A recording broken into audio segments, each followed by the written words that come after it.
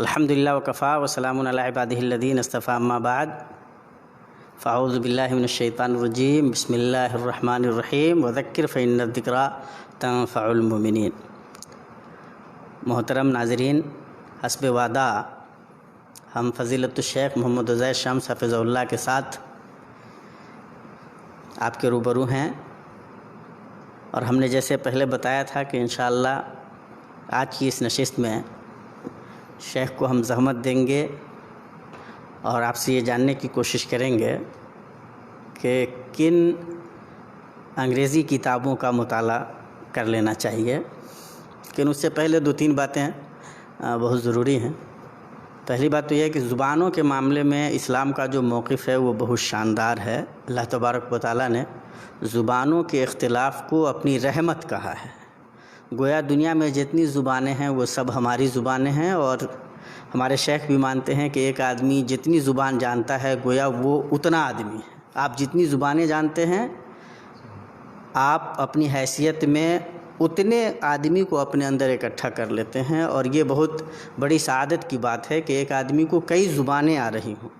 انگریزی کو لے کر کے ایک زمانے میں ہمارے یہاں ایک خاص قسم کا نظریہ رہا ہے، لیکن اس کے بعد ماشاءاللہ اس پہ کافی کچھ تبدیلی آئی، پورا منظرنامہ بدلا، اور آج کی صورتحال یہ ہے کہ اگر آج آدمی کو انگریزی ٹھیک سے نہیں آتی تو وہ بہت ساری چیزوں سے نابلد رہ جائے گا۔ بلکہ ہمارے وقت کے ایک بڑے مفکر وحید الدین خان صاحب تو یہ مانتے ہیں کہ اگر کسی کو انگریزی نہیں آتی ہے تو اس کا مطلب یہ ہے کہ وہ عالم نہیں ہے۔ حالانکہ یہ ایک ایکسٹریم نظریہ ہے، لیکن اس کے باوجود بہرحال اس سے یہ سمجھ میں آتا ہے کہ اہمیت اس کی کتنی ہے۔ شیخ کا الحمدللہ مطالعہ وسیع ہے، ہمارے تمام ناظرین اس بات کو سمجھتے ہیں ماشاءاللہ، اور ہم نے کافی استفادہ کیا ہے۔ آپ نے اس سے پہلے عربی کتابوں کے بارے میں ہم نے گفتگو کی تھی، اردو کتابوں کے بارے میں گفتگو کی تھی، اور ان جنرل بھی ہم لوگوں نے بات کی تھی کہ کن کتابوں کا مطالعہ کر لینا چاہیے۔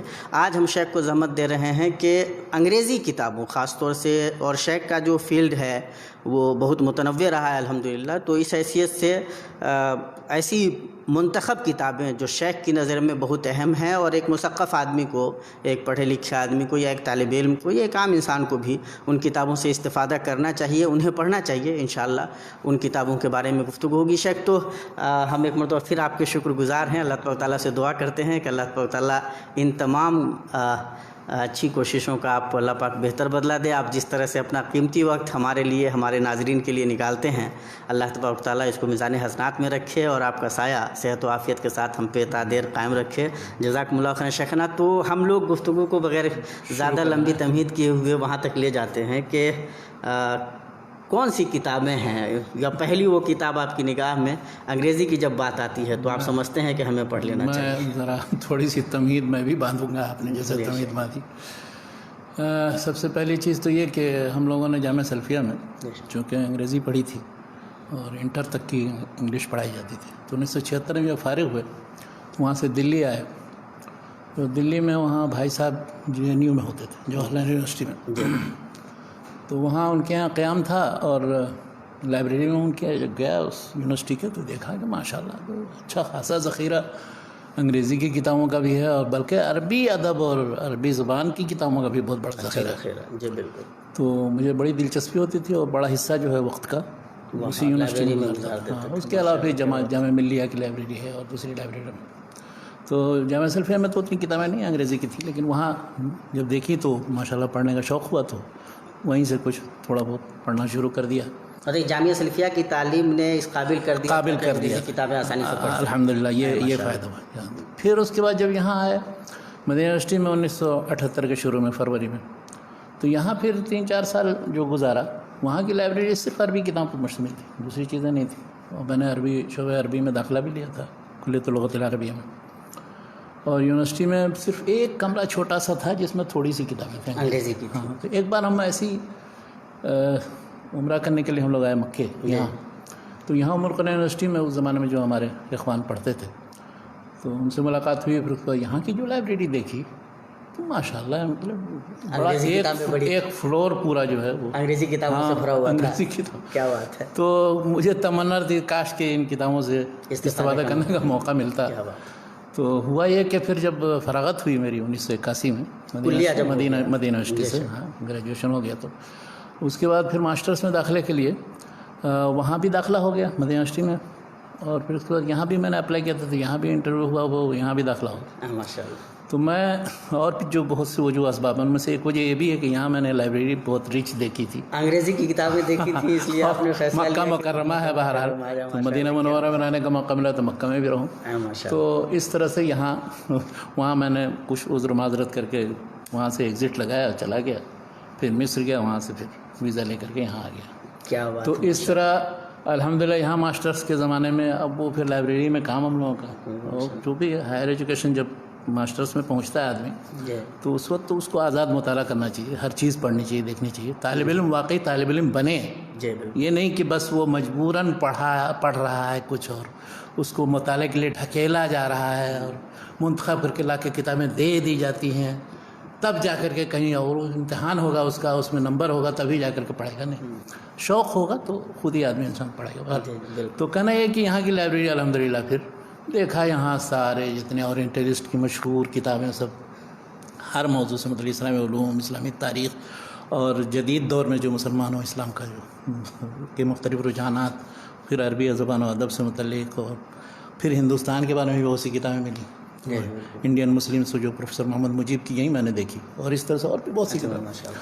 تو لیکن میرے مطلب ایسے تخصص تو میرا عربی ادب تھا، لیکن چونکہ مخطوطات کے شعبے میں کام کرتے تھے تو اس طرح سارے فنون سے رابطہ رہتا تھا. تو چنانچہ لائبریری میں جب کہیں کسی الماری کے پاس گئے، کوئی کتاب پسند آئی اس کو پھر پڑھنا شروع کیا، یا اس کو ایشو کرا کر کے لے آیا، پڑھتے رہے. عربی کی بھی، انگلش کی بھی، اردو کی بھی، اردو کا بھی ذخیرہ یہاں تھا. تو اس دوران یعنی یہ تقریباً 35-30 سال 40 سال تقریباً گزر گئے، اور یہاں کی لائبریری میں، اور پھر اور دوسری جگہ بھی دنیا کی مختلف لائبریری میں گیا، اور مختلف بک شاپس میں بھی مختلف کتابیں تمہیں جو دیکھیں. تو ان میں جو بہت سی کتابیں میں نے پڑھی، یا کچھ ان میں سے بعض چیپٹرز پڑھے، یہ کوئی ضروری نہیں کہ سب پڑھی ہوئی ہوں، لیکن بعض جو چیپٹر، تو اس میں مجھے نظر آیا کہ کچھ کتابیں ایسی ہیں کہ واقعی ان کو پڑھ لینا چاہیے. چند کتابوں کی طرف تو میں نے پہلے اشارہ کیا تھا پہلی مجلس میں، تو اس سے مطلب ذرا سا تھوڑی وضاحت بھی ہونی چاہیے. انٹروڈکشن ٹو اسلام کا نام آیا تھا، بالکل، ڈاکٹر حمید اللہ صاحب کی کتاب ہے. اچھا، اس میں 15 چیپٹر ہیں، اور اسلام کے تعارف میں بہترین کتاب ہے وہ تقریباً.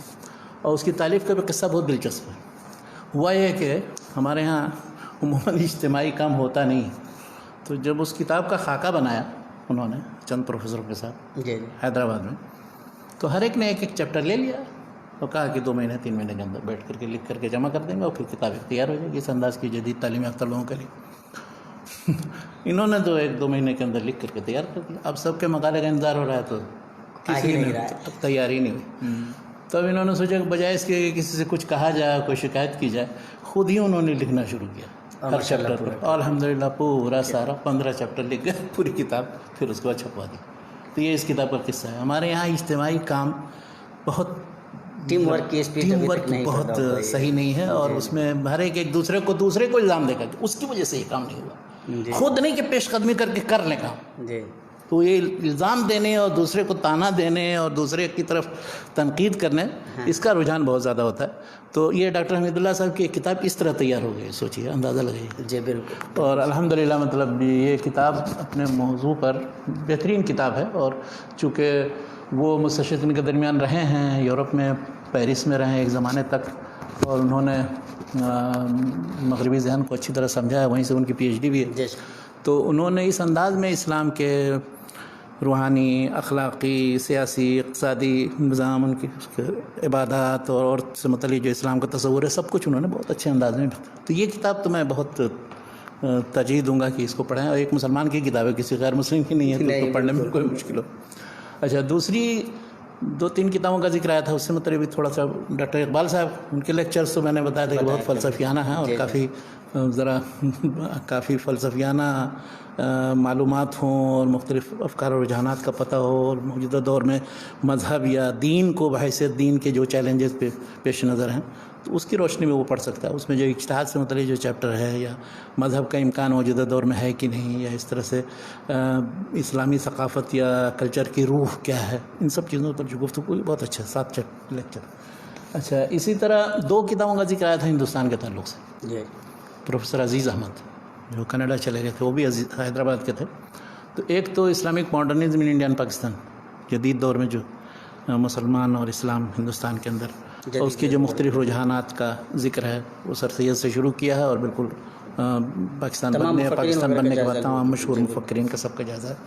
اسی طرح انہی کی دوسری کتاب اسلامک کلچر ان انڈین انوائرمنٹ، یعنی ہندوستان میں اسلامی ثقافت وہاں کے تناظر میں، تو اس میں انہوں نے یہ کیا ہے کہ ہندوستانی مسلمانوں کا تعلق باہر کی اسلامی دنیا سے کیا رہا، اس کا تاریخی جائزہ لیا انہوں نے کئی چیپٹرز میں، مختلف ادوار میں جو، اور اس کے بعد پھر مسلمانوں کا تعلق خود داخلی طور پر ہندوستان میں ہندوؤں سے اور غیر مسلموں سے وہاں کیسا ہے، اور اس میں جو تاثیر و تاثر کا پہلو ہے وہ انہوں نے بیان کیا۔ اور یہ کتاب مطلب بے نظیر کتاب ہے، اس جیسی کتاب میں نے نہیں دیکھی، مطلب کسی نے آج تک یورپین جتنے لوگوں نے بھی لکھا ہے کسی ایک پہلو پر لکھا ہے، لیکن ہر پہلو کو، جیسے علم و ادب کا پہلو ہے یا مختلف کلچر کے جو مختلف رخ ہیں اس سے متعلق جو چیزیں ہیں، یا اسی طرح ہندو مسلمان تعلقات کے تعلق سے ہندوؤں نے مسلمانوں کے علوم اور افکار اور آداب کی کیا خدمت کی، مسلمانوں نے ہندوؤں کے علوم اور افکار آداب کی کیا خدمت کی،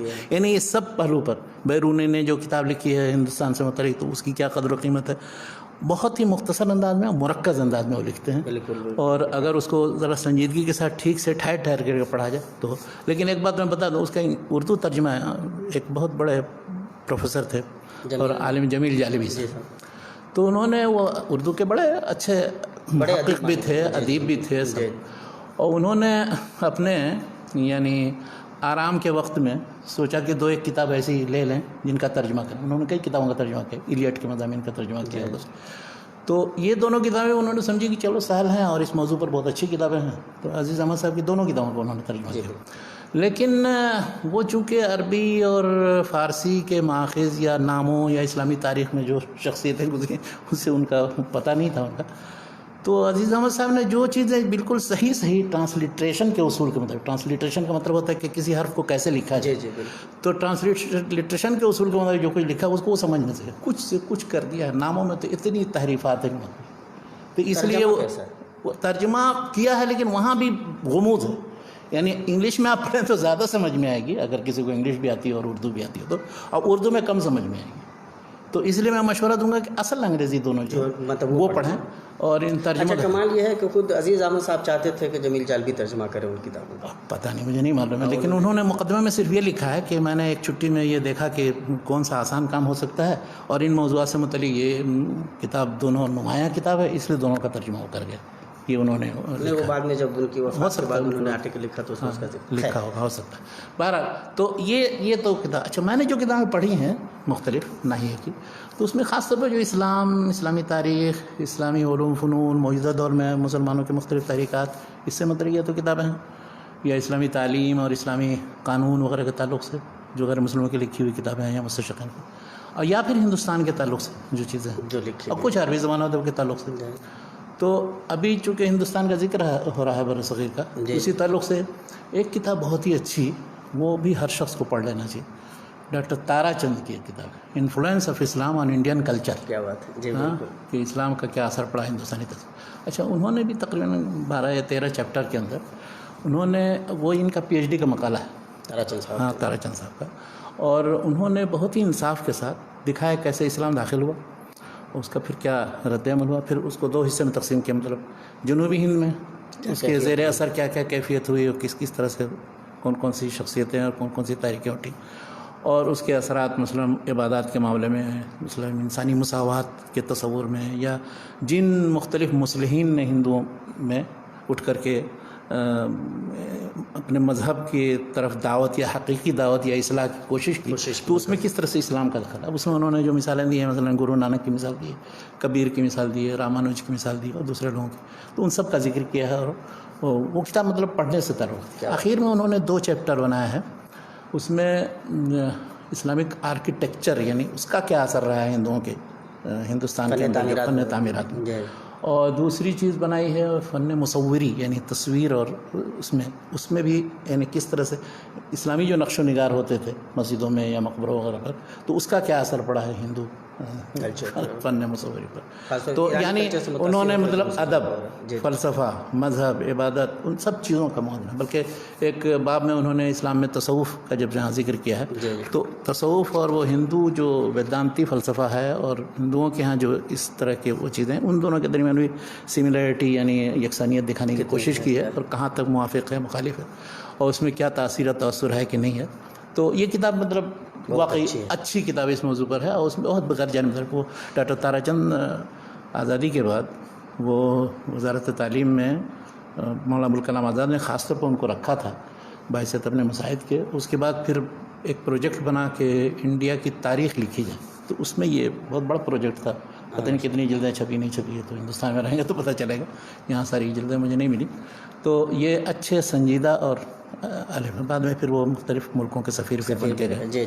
تو یہ اچھے اسکالر تھے اور ان کی یہ کتاب بھی ہندوستان کے تعلق سے پڑھنا چاہیے. اچھا، ویسے عام اسلامی موضوعات سے متعلق بے شمار کتابیں ہیں اور بلکہ انسائکلوپیڈیاز ان کی ہیں وہ، لیکن میں یہاں کوشش یہ کروں گا کہ سب جو ایک جلد والی اور چھوٹی کتاب جو پڑھنے کی ہے. ہاں، ایک کتاب ہے لیگیسی آف اسلام کے نام سے. لیگیسی آف اسلام، اس کے 2 ایڈیشن ہیں. پہلا ایڈیشن 1931 میں چھپا تھا. وہ ایک بہت بڑے مستشرق تھے، کیا ان کا نام ہے، آرنلڈ. تو آرنلڈ نے اس کو مرتب کیا تھا، اور مگر ان کی وفات ہو گئی، تو اس کی وفات کے بعد 1931 میں چھپا. اس کا تکملہ کیا تھا یا اسی میں کو ایڈیٹر کے طور پر الفریڈ گیوم، ایک مستشرق. تو اس کا یہ پہلا ایڈیشن ہے 1931 والا. دوسرا ایڈیشن جو ہے اس کے بعد 1974 میں چھپا. اچھا، وہ بالکل مستقل کتاب، وہ بھی اسی نام سے، لیگیسی آف اسلام کے نام سے. اور اس میں نگرانی اس کی یا اس کی ایڈیٹنگ کی تھی شاخت نے، پروفیسر شاخت، جوزف شاخت. لیکن ان کا بھی انتقال ہو گیا، تو بعد میں پھر اس کے بعد اس کو مرتب کیا بوسورتھ، ایک مستشرق تھا. اچھا، اس کتاب کا فکرہ یہ ہے کہ اسلام بحیثیت کلچر یا مذہب کے کس طرح سے اس نے مختلف علوم و فنون اور آداب اور کے اندر کیا اثر کیا ہے اور کیا اس کا کنٹریبیوشن رہا ہے مختلف چیزوں میں، انسانی تاریخ کی بنیاد پر اگر دیکھا جائے اس کو. تو شروع میں تو کچھ باب انہوں نے تاریخ واریخ کے تعلق سے، مغرب اور اسلام کا کیا تعلق رہا ہے، اسلام کہاں کہاں کن کن ملکوں میں مغربی ممالک میں تھا، کہاں کہاں ایشیا اور افریقہ کے اندر ہے، اس کے پھر اثرات کیا ہوئے. لیکن اس کے بعد پھر مختلف علوم و فنون اور ان کے اندر جو یعنی اسلامی تمیز یا ایک طرح سے ڈسٹنکشن جو ہے، امتیاز جو نظر آتا ہے، وہ انہوں نے بتایا. اچھا، اس میں جو لکھنے والے مقالہ نگار بھی ہیں، ان میں کچھ مستشرقین ہیں، کچھ عرب ہیں، کچھ اور دوسرے ہیں. تو ان سب لوگوں نے مطلب اس پہلو پر لکھا ہے کہ کس طرح سے ان اسلامی علوم فنون کے اندر یا ادب کے اندر یا فلسفہ اور اسی طرح سے طب اور فلکیات، جغرافیہ وغیرہ کے اندر اور علم کلام اور تصوف وغیرہ میں، اس میں مسلمانوں کے جو تراث کی روشنی میں کیا ہمیں ملتا ہے کہ انہوں نے کیا کیا کیا ہے اور کیا اضافے ہوئے، اور اس کا اثر مغرب پر یا دوسرے قوموں پر کیا پڑا. اس پہلو سے عام طور پر یہ اعتراف کرتے نہیں ہیں مستشرقین، وہ ہمیشہ اس کا برعکس ہیں. اس کا ہاں، میں بتاتا ہوں، شاخت کی دوسری کتاب کا بھی ذکر ہے. وہ عام طور پر اس کے برعکس چیز سوچتے ہیں، یعنی وہ یہ کہیں گے مثلا دوسری تہذیبوں کا، دوسرے مذہب کا اسلام پر اثر کیا اثر، لیکن یہ نہیں دکھائیں گے اسلام کا کیا اثر ہے دوسرے. مثلا اب اسپین میں جو مسلمان تھے اور ان کا جو اصول حکمرانی، ان کے طریقے حکومت یا ان کے ادب، ان کے اس سے کیا متاثر ہوا، کس طرح سے وہ چیزیں جو منتقل ہوئی یونان کی عربوں میں، ترجمہ ہوا بغداد سے شروع ہوا، اس پہ جو پہنا، اور اس کے بعد اس کے اثر سے پھر وہ لوگ خود اپنے مغربی علوم فنون سے واقف ہوئے. اس میں بھی عربوں کا ہی کنٹریبیوشن. تو اس کو بھی بہت سے لوگ نہیں تسلیم کرتے.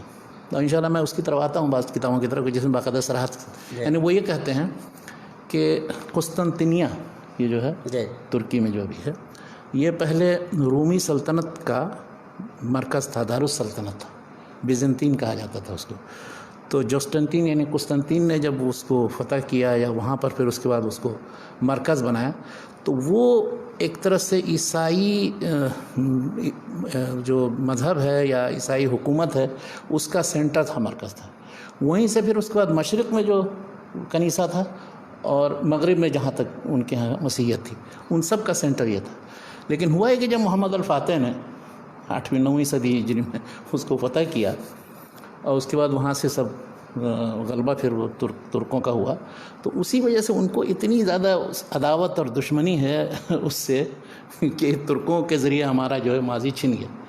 جیسے انہوں نے اندلس میں مسلمانوں سے چھین لی تو یہاں ترکوں نے ان سے چھین لی. یہ الٹا ہوا. ہاں. تو اور اس کے بعد یہی نہیں کہ چھین لیا، باقاعدہ ترکتاز باقی رہی ہے، اور وہ یورپ کے مختلف ممالک میں وینا تک اور کتنے ممالک ان کے زیر اثر تھے، اور ہمیشہ لڑائی ہوتی تھی، یونان اور دوسرے سارے. تو ان کو اس چیز کا بہت قلق تھا. اور لیکن اس بیچ میں پھر ان کے ہاں جب علوم و فنون کے اندر یعنی نشت ثانیہ ہوئی، نشت ثانیہ کی رینائسنس کی تحریک اٹھی، اور پھر اس کے بعد جو مختلف طرح کی تحریکیں اٹھیں، مذہبی تحریکیں ہیں، پھر اس کے بعد انقلابی وہ صنعتی انقلاب آیا، پھر اس کے بعد روس کا پیرس میں جو انقلاب آیا، ہر جگہ. تو اس کے نتیجے میں ایک ان کا ذہن کھل گیا، وہ مذہب کے خلاف ہو کر کے انہوں نے آزادانہ تحقیق سائنس کے میدان میں کی، اور وہ نتیجتاً وہ پھر دوسرے رخ پر چلے گئے. اور وہ اب اس بیچ میں پھر اس کے بعد ان کے ہاں اتنا پروڈکشن ہو گیا، اتنی پیداوار ہو گئی چیزوں کی، اور وہ اب اس مال کی کھپت کہاں کریں گے؟ تو اس کی تلاش جستجو کے لیے ظاہر ہے دوسری قوموں کی طرف جانا. چنانچہ وہ دوسری قوم تجارت کے میدان میں آگے تھے، تو ان کی ساری قومیں پھر اس کے بعد نکلی مشرق کی طرف. تو ان سب کو پھر غلام بنا کر کے، ان کے بعد پھر جو صورتحال ہے وہ ایک بہت بڑا موضوع ہے الگ. تو کہنا یہ ہے کہ انہوں نے ایک طرح سے یعنی مسلمانوں سے ساری چیزیں، چاہے وہ مشرق میں ہو صلیبی جنگوں کے زمانے میں، اور یا مغرب میں اندلس میں، اس ترجمے کو خاص طور پر ابن رشد وغیرہ کی جو کتابوں کا جو ترجمہ تھا، یا جو کتابیں ارسطو اور افلاطون وغیرہ کی، اب بھی بہت سے وہ لاطینی ترجمے اس کے موجود ہیں. بلکہ بعض کتابوں کے ساتھ یہ ہوا کہ اس کا عربی ترجمہ مفقود ہو گیا، عربی ترجمے سے جو لاطینی ترجمے ہیں ابن رشد کی کتابوں کو وہ موجود ہیں. کیا بات. تو اس کی بنیاد تو گیا اپنے مذہب اور جدید جو تہذیب کی بنیاد انہوں نے رکھی. پر خلاصہ کلام یہ ہے کہ یہ کتاب جو لیگیسی آف اسلام کے نام سے، چاہے اس کا پہلا ایڈیشن مل جائے وہ بھی پڑھیں، یا 1974 والا جو دوسرا شاخت والا ایڈیشن ہے وہ پڑھیں. اس میں ہر ایک موضوع میں، کسی کو ادب سے دلچسپی، کسی کو فلسفے سے، ایک چیپٹر وہ پڑھ سکتا ہے، اور اس میں کیا ہوا، مسلمانوں نے کیا کیا اس میں، اور اس میں پھر تنقید بھی ہے. اب ظاہر ہے ان کے سوچنے کا انداز وہ نہیں ہے جو ہم سوچتے ہیں. اب یہ شاخت جس نے یہ کتاب مرتب کی، اس کی بہت ہی بدنام زمانہ کتاب ہے، اوریجنس آف محمدن جورسپروڈنس یعنی فقہ. تو اصول الفقہ المحمدی، محمدن کہتے ہیں وہ اسلامی کی وجہ. تو یہ کتاب، لیکن اس کتاب کے اندر اس سے پہلے ایک کتاب جو گولڈ زہر کی ہے اس موضوع سے متعلق، گولڈ زہر کی کتاب ہے، جرمن زبان میں چھپی تھی 1890 میں، 79-90 میں، 2 جلدوں میں اس کے مقالات کا مجموعہ. تو دوسری جلد مکمل وہ خاص وہ حدیث اور علم حدیث کے تطور سے متعلق ہے، اور اس میں جو تشکیک کا جو پہلو ہے، اور اچھا وہ شخص بہت عجیب غریب آدمی تھا. گولڈ زہر جو تھا وہ مسلم ممالک میں ہر جگہ آ کر کے گھوما تھا، ازہر گیا تھا، ترکی گیا تھا، شام گیا تھا، سب لوگوں سے ملاقات کی تھی. زبردست. اور اس نے پھر جو ڈائری لکھی ہے اس میں اس سے لگتا ہے کہ بہت متاثر تھا یہاں سے. لیکن یہ کتاب تو وہ لکھ چکا تھا، بہرحال اس نے بڑی تعریف بھی کی مسلمانوں کی اس میں، اس ڈائری کے اندر. لیکن اس ڈائری کے بہت سے اوراق غائب ہیں جو ملے ہیں، یا تو کسی نے آمدن یا وہ غائب کر دیا. تو جس میں زیادہ کس جہاں تعریف کر دی عربوں کی کہ عرب میں دیکھیے کس طرح سے تکریم کرتے ہیں مہمان کی، باہر سے آئے ہوئے شخص کی، اور ایک ہم ہیں یورپین، وہ ہر چیز کو مادے اور پیسے سے توڑتے ہیں. اسی لیے آپ ایک جو مشہور تعبیر ہے کہ آپ کے پاس وقت ہے، اس لیے کہ وقت ہم آپ کو نہیں دے سکتے ہیں، وہ ہمارا ہے اپنا، ہم اس سے مادی فائدہ حاصل کریں گے، تو آپ کو ہم کیوں دے دیں وہ وقت. تو یہ تصور سب کوئی مغربی تصور ہے جو مادی خالص، آپ کے پاس بیٹھیں گے، آپ سے بات کریں گے، آپ کتنا دیر وقت لیں گے وہ. اچھا اس کے بہت سے قصے ہیں دلچسپ چھوڑیے وہ موضوع تو دوسرا ہے. کہنا یہ ہے کہ اس گولڈ زہر نے یہ جو دوسری جلد محمدن وہ مسلم اسٹڈیز کے نام سے انگلش میں ترجمہ ہوئی ہے 1967 میں تقریباً 2 آدمی نے کیا. تو اس کے دوسری جلد کے اندر یہ ساری چیزیں جو ہیں حدیث سے متعلق تشقیق، اس کی روایت، تدوین بہت بعد میں ہوئی ہے، اور سند اس میں شک ہے، اور اختلافات اس میں کیسے پیدا ہوئے، بہت سے موضوع گڑھی ہوئی حدیثیں اس میں داخل ہو گئیں. اچھا اس میں بہت سی چیزیں اس نے لی ہیں ادھر ادھر، سارے پڑھی ہیں اس زمانے میں، سارے مخطوطات مطبوعات سب پڑھ کر کے وہاں سے وہ اقتباسات لیتا ہے اور جمع کرتا ہے، اس سے استفادہ. ایک سطر آدھی سطر لکھتا ہے، اس کے لیے حوالے دیتا ہے نیچے. اب اس سے لوگ مروب ہو جاتے ہیں کہ ارے اتنی کتابوں کا حوالہ دیا تو غلط کیسے ہوگا. لیکن ان کے حوالوں اور ان کے اقتباسات کا حال یہ ہے کہ اگر آپ چیک کریں گے تو ان کے یہاں چاہے وہ صحیح ہو چاہے ضعیف ہو، بالکل موضوع منحول چیز ہے، شعر میں کہیں آ گیا ہے، کسی تاریخ کی کتاب میں ہے، کسی حدیث کی کتاب میں، وہ سب برابر ہو ان کے یہاں، یعنی کسی بھی کتاب کا حوالہ ہو گیا بس، تو اس لیے وہ مستند ہو گیا اور اس سے استنتاج کرتے ہیں. ہمارے یہاں یہ طریقہ نہیں. ہمارے یہاں مسلمانوں کے یہاں اس کی تنقید اور اس کی چھان بین کرنے کا اسناد کے لحاظ سے ہو یا متن کے لحاظ سے، یہ دونوں چیزیں پیش نظر ہوتی ہیں تب جا کر. یعنی کہ معلوم کسی تصور سے متعلق آپ نے کہیں کسی عربی شاعری میں کوئی نمونہ پایا، بس اس سے استنباط کر لیا کہ مسلمانوں کے یہاں ایسا. جی بالکل. تو یہ اور بھی بہت سی منہجی غلطیاں اس کے یہاں ہیں، لیکن کہنا یہ ہے کہ وہ کتاب بنیاد ہے. بعد میں جتنے علم حدیث بعد میں، یعنی یہ 1890 میں چھپی تھی اور اس کے 60 سال کے بعد 1950 میں شاخت کی کتاب اوریجن آف محمد جورسپروڈنس یہ چھپی ہے. اس نے بنیادی طور پر اصل میں صرف حدیث پر نہیں کام کیا. اس کا مقصد یہ تھا کہ یہ جو قانون، اسلامی قانون ہے، تو اس کا ارتقاء کیسے ہوا، اور اس سلسلے میں جو شواہد اور ادلہ کے طور پر حدیثیں بنائی گئیں تو وہ کیسے بنائی گئی ہیں، گڑھی گئیں. تو یہاں آ کر کے وہ پھر گولڈ زہر سے ملتا ہے اور اس میں کچھ نئی باتیں بھی عجیب چیزیں بیان کی. اس کا کہنا یہ ہے کہ یعنی دیکھیے کتنی بیوقوفی کی بات. وہ کہتا یہ ہے کہ آپ پہلی صدی کے بعد دوسری صدی ہجری میں آئیے. دوسری صدی ہجری میں امام حنیفہ، امام مالک، اوزاعی، اور دوسری صدی کے آخر تک کیا، بلکہ تیسری صدی کے شروع میں امام شافعی کی وفات ہوئی. تو یہ جو بڑے بڑے ائمہ ہیں جن کے مذاہب مدون فقہی طور پر، ان کی کتابوں میں دیکھیے تو تھوڑی سی حدیث ہیں. یہ اتنی حدیثیں کہاں سے آ گئی؟ اس کا مطلب کچھ نہ کچھ گڑبڑ ہے. اب وہ گڑبڑیاں کیوں ہوئیں؟ تو وہ کہا دکھایا کہ اموی دور میں مثلا رسہ کشی اموی عباسی کی ہوئی تو بہت سے لوگوں نے حدیثیں گڑھ لی ہیں، وہ بنا دی ہیں. جب جس کے لیے کسی استناد کی ضرورت پڑی، کسی نظیر کی ضرورت پڑی، تو انہوں نے رسول اللہ صلی اللہ علیہ وسلم کے زمانے سے دکھا دی وغیرہ وغیرہ. اچھا، اسی طرح سے مثلا اور دوسرے جو مختلف اسباب اور عوامل ہیں تو حدیثیں گڑھی. یعنی ان کا کہنا یہ ہے کہ یہ سب سندیں اور متن جو ہے سب بنے بنائے اور گڑھے گڑھائے. محدثین کو اتنی حدیثیں اسی کے 50-60 سال کے بعد کیسے مل گئیں؟ امام احمد بن حنبل 241 میں ان کی وفات ہوئی. امام شافعی کی کتابیں پڑھی تو تھوڑی سی اتنی سی حدیثیں. امام احمد بن حنبل کو اتنی بڑی تعداد کتنے 30-40 ہزار ہو گئی، یہ کیسے ہو گئی؟ امام بخاری، امام مسلم وغیرہ یہ کیسے کہتے ہیں کہ کئی لاکھ حدیثوں سے ہم نے اتنی حدیثیں جمع کی؟ تو اس کا یہ. اچھا، ان مستشرقین کی جو بھی کتاب آپ پڑھیں تو یہ دماغ میں تصور رکھیں کہ وہ لوگ ایسا لکھیں گے.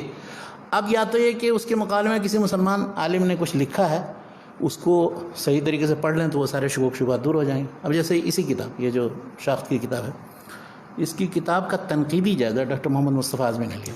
انہوں نے بھی انگلش میں کتاب لکھی اور اس نام سے، اور اس کا کریٹیکل اسٹڈی کے نام سے. تو اس کتاب کا عربی ترجمہ بھی ہو گیا، اصول الفقہ المحمدی، اور اس میں انہوں نے اس کی ساری بنیادیں ڈھا دی. ماشاء اللہ. اچھا، اسی طرح سے گولڈ زہر کی اس کتاب کا ایک شخص نے ترجمہ کیا ہے اس جلد کا، اور اس میں تعلیقات لگا کر کے اس کی بھی ساری شبہات ہو چکی. لیکن ان دونوں کتابوں کو پڑھنے سے یہ معلوم ہوتا ہے کہ بعد کے جتنے، چاہے عرب دنیا ممالک میں ہوں یا ہندوستان میں یا پاکستان کے، یہ جتنے مشککین، منکرین حدیث سے متعلق استہزائی انداز میں لکھنے والے راشد شاہ سک کے زمانے تک، وہ سب انہیں کے انہیں کے مطلب وہیں سے لے کے ساری مثالیں ملی. انہیں اتنی بھی صلاحیت نہیں ہے ان کے پاس. وہ مستشرقین تو بہرحال پھر بھی کافی میں چھان بین کر کے وہ حوالے نکالے ہیں کہاں سے، قلمی کتابوں سے، مخطوطات لے کر کے یہ وہاں سے لے کر کے پورا بہترین وہ حلوہ تیار ہے، وہ کھا لیا اور دکھا رہے ہیں کہ ہم یہ شک کر رہے ہیں، پڑھے لکھے مطلب اس طرح کے لوگوں کو کیا کہا جائے؟ مطلب یہ تو بالکل ادبی سرقہ ہے اور ایک دم چوری ہے. بلکہ اس کی بنیاد پر مطلب دوسرے یورپ کے ممالک کے اندر مقدمہ دائر ہو جاتا ہے کہ تم نے یہ کہاں سے، کیوں لیا اور کیسے لے لیا، اور اس کو بغیر حوالہ دیے ہوئے. وہاں ایسے نہیں کوئی PhD کر لیتا ہے آرام سے اور اس کے بعد معلوم ہے اسے ڈگری مل گئی، ڈگری واپس بھی لے لی جاتی، چھین لی جاتی ڈگری. ایسے لوگوں کو ایسا نہیں جانی. تو ایسے لوگوں کو ایسی کتابوں پر جو دعویٰ کرتے ہیں وہ بھی استہزائی انداز میں یہ سمجھتے ہیں کہ چونکہ اور انگریزی جانتے نہیں، نہ پڑھتے نہیں، بس سب چل جائے. زیادہ ضروری ہے جاننا، پتہ چلنا ضروری ہے. بلکہ گولڈ زہر کی اس کتاب کا ترجمہ کرنے والے نے مقدمے میں لکھا ہے، کہا کہ اس لیے بھی ترجمہ کرنا ضروری ہے کہ ان سارے چوروں کا پتہ چلے کہ کہاں سے چوری کی اس مسئلے میں. کیا بات ہے. احمد امین سے لے کر کے اور آج تک جتنے، یہ ایک بہت یہاں بھی خبیث آدمی تھا وہ ابو ریا، محمود ابو ریا. تو محمود ابو ریا نے پورا کا پورا مواد وہیں سے لیا تھا.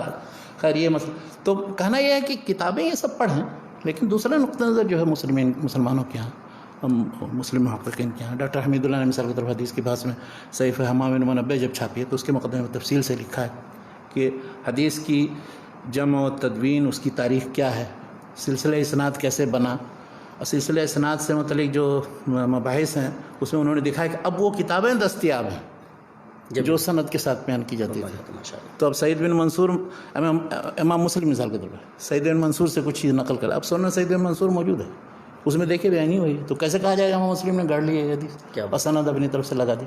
عبدالرزاق بن حمام الصنعانی وہ امام احمد بن حنبل کے استاد تھے، تو اب مسند عبدالرزاق موجود ہے. مسند احمد کی اکثر حدیثوں کو جو عبدالرزاق کے واسطے سے نقل کرتے ہیں آپ دیکھیے گا اسے موجود ہے. عبدالرزاق کے استاد تھے معمر کی جامع موجود ہے، چھپ گئی ہے. بہت سی حدیثیں جو معمر کے طریق سے انہوں نے نقل کی اس میں موجود ہے، بیان نہیں ویسی موجود. کیا بات. اور معمر حمام بن منبہ سے روایت کر ان کا پورا صحیفہ چھاپا ڈاکٹر نے، تو انہوں نے دکھایا کہ اس طرح سے ڈاکٹر فؤاد سسگی نے تاریخ التراث العربی میں جو حدیث سے متعلق جو چیپٹر، خیر ہم لوگ تو نکل گئے حدیث کے متعلق لمبی گفتگو. کہنا یہ تھا کہ وہ لیگیسی آف اسلام وہ پڑھنا چاہیے، اس میں ہر علم و فن سے متعلق جو مسلمانوں کی خدمات ہیں اور اس کا جو اثر رہا ہے، چاہے مغربی تہذیب ہو یا مشرقی تہذیب ہو، اس پر اور اس میں کیا انفرادیت و جدت و اضافہ ہے، اس کا آنکھیں کھول کر لیکن پڑھیے. ہاں آنکھیں کھول کر کے لیکن. جی اچھا یہ تو مطلب قدیم سے متعلق تھا. جی. اب جدید سے متعلق آئیے. جی. تو تجدد پسندوں نے، اب ہمارے یہاں مسلمانوں میں بھی تجدد پسندوں جی نے یقیناً بعض کتابیں جو اسلام کی تعبیر اور تشریح کے لیے لکھی ہیں، ان کا موقف جاننے کے لیے کہ وہ اسلام کو کیسے سمجھتے ہیں جی بالکل. اور موجودہ دور میں اس کی تطبیق کیسے ہو. تو اس کے لیے ایک خلیفہ عبدالحکیم تھے، وہ بھی حیدرآباد کے تھے اتفاق سے. اور سارے اچھے لوگ ہیں وہاں سے ماشاء اللہ نکلے اور ہر طرح کے فلسفیاں.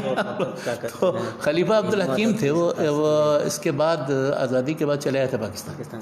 تو پاکستان میں آئے تو انہوں نے کہا کہ یہاں کیا کیا جائے. وہاں وہ پروفیسر تھے، فلسفے کے استاد تھے جامعہ عثمانیہ میں. تو یہاں لاہور میں جب آئے تو انہوں نے کہا کہ ایک چھوٹی سی کٹیا ہے، وہ کہیں کسی جگہ علم و ادب و تحقیق کا کام کیا جائے.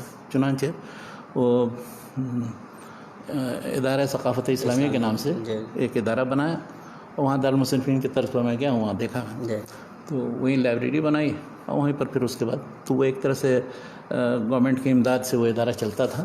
تو اس میں انہوں نے تحقیق تصنیف کر. اچھا یہ رومی کے جلال الدین رومی کے متخصص مانے جاتے ہیں فلسفے میں.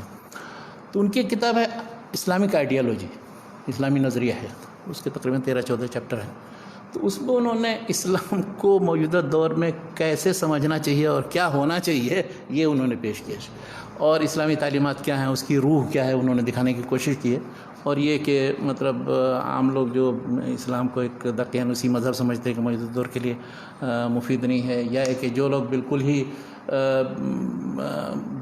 ایسے لوگ ہیں، انہیں اپنے آپ کو درمیانی ہی دکھایا، اس میں بھی مطلب بین دکھایا کہ نہ ہم بالکل تجدد پسند ہیں نہ بالکل قدامت پسند ہیں، کنزرویٹو ہیں، تو ہم بالکل درمیانی ہیں. چنانچہ انہوں نے پھر اسلام کا تصور کیا ہے اور پھر آزادی نسواں سے متعلق اور پھر غیر مسلموں کے حقوق سے متعلق اور پھر غلامی کے بارے میں اور دوسری ساری چیزوں کے بارے میں انہوں نے لکھا ہے، تفصیل سے لکھا ہے. اور وہ کتاب مطلب اس سے یہ پتہ چلتا ہے کہ کیا چاہتے ہیں وہ کہ موجود. اب اس میں ان لوگوں کی مشکل کیا ہوئی اس پر گفتگو بہت دلچسپ کی ہوئی ہے. کتاب کی طرف میں آتا ہوں انشاءاللہ بتاؤں گا. اس میں مشکل یہ ہوئی کہ جب پاکستان بنا تو اسلامی حکومت اسلامی اسٹیٹ کے نام پر بنا.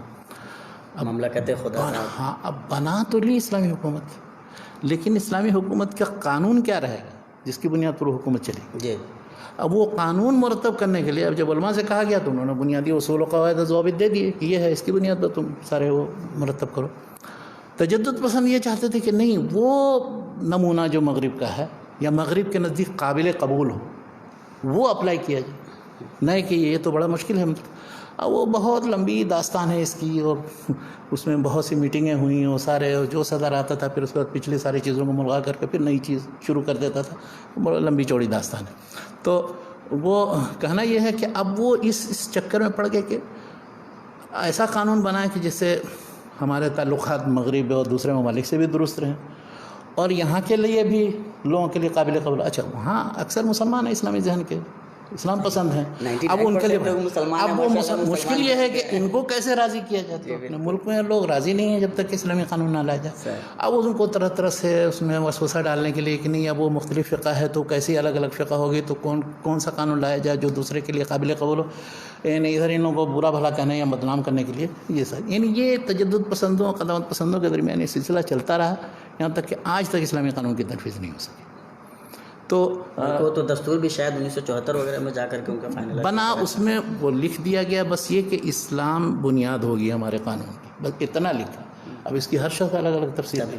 پرویز الگ تفسیر کرتے تھے، دوسرے علماء الگ تفسیر کرتے تھے، تیسرے بہت سے دوسرے لوگ تھے وہ چاہتے تھے کہ نہیں بالکل ایک قانون جو ایک فقہ ہے وہ نافذ ہو، اور اس میں بہت مسئلہ. خیر، تو کہنا یہ ہے کہ یہ جو کتاب میں نے ذکر کی اسلامک آئیڈیالوجی، یہ اسی تصور کی نمائندگی کرتی ہے کہ ہمارا اسٹیٹ کیسا ہونا چاہیے ان کے اپنے نقطہ نظر سے، جبکہ یہ بھی بالکل تجدد پسند ہے، ماڈرنسٹ ہیں. اور اسی طرح کی کتاب ہندوستان میں بھی ایک شخص نے لکھی. ہندوستان میں ایک سیکولر شیعہ تھے فیضی، اے فیضی، تو ان کا ماڈرن اپروچ ٹو اسلام کے نام سے، اس میں بھی انہی چیزوں سے متعلق گفتگو کی ہے. اور یہ ہے کہ اسلام جو ہے موجودہ دور میں اب وہ قابل عمل اسی وقت ہوگا کہ جب انہی بنیادوں پر ہو، اس کی روح یہ ہو، اور ہم ساری جزئیات کو نہ تسلیم کریں وغیرہ وغیرہ. یہ بمبئی سے چھپی ہے بہت پہلے 1964. تو یہ دونوں کتابیں بطور نمونہ، ورنہ بے شمار کتابیں لکھی گئی ہیں، اردو میں بھی لکھی ہے لوگوں نے، انگلش میں بھی لکھی ہے اور دوسری زبانوں میں.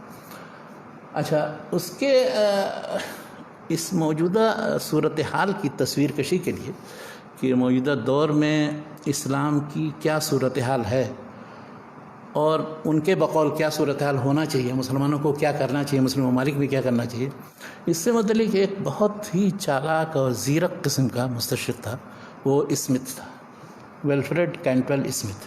اس نے کتاب لکھی، بہت ہی مشہور کتاب ہے اسلام ان ماڈرن ہسٹری.